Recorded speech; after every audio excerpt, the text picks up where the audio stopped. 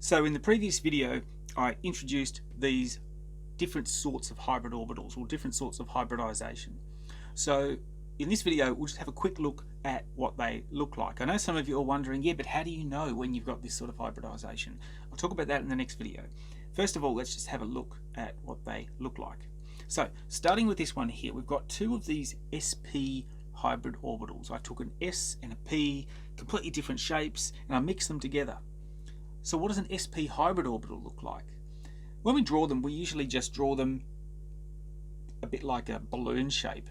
So if this is the nucleus, this is a carbon atom, so this is our carbon nucleus here. It's got an sp hybrid orbital here. See, I just draw it like a little balloon. Now I've got one more. What direction do you think it's going to be pointing in? Two orbitals, they hold electrons. You've got electrostatic repulsion. They want to be pointing as far away from each other as they possibly can. So the other one would be pointing 180 degrees away. It would be pointing sort of like that. So that is our sp hybrid situation. Now what about these two p atomic orbitals? Okay, they're still hanging around. I'll talk about them soon. But this is what our hybrid orbitals look like. Notice how you've got this linear arrangement. The clue is when you have a linear geometry, that's usually when you've got sp hybridization.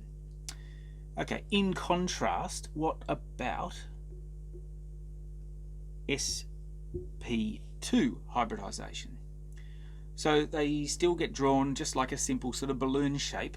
So once again, if we draw one here, except we're going to call this an sp2 hybrid orbital, there's three of them in total, so I've got to draw two more.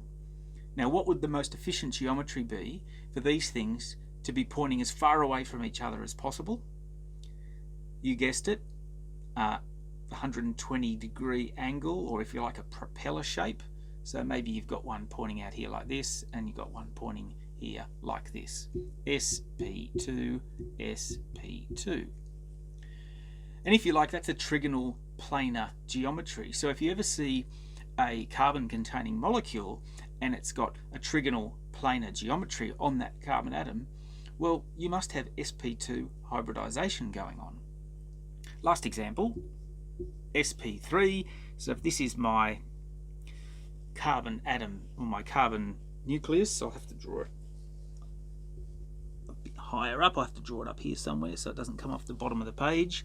So there's one there. I've got it pointing downwards. So that's an sp3 hybrid orbital. I still need to draw three more of them. What direction do you think they're pointing in?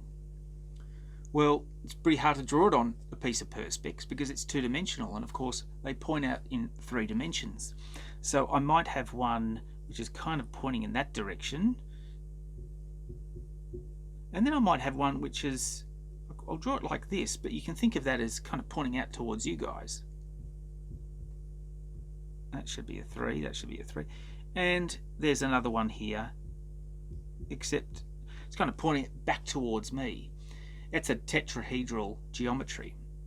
So if you have a carbon containing molecule and you can see that it's got tetrahedral geometry, or if you like, there are 4 bonds, 4 single bonds coming off the carbon, that's a sure sign you've got sp3 hybridization.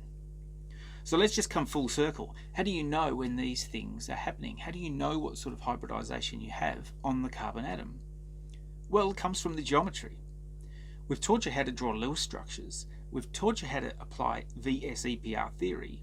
So if you can look at a molecule, draw its Lewis structure, and from that work out if it's linear, trigonal planar, or tetrahedral, that's how you would know if you've got sp, sp2, or sp3 hybridization.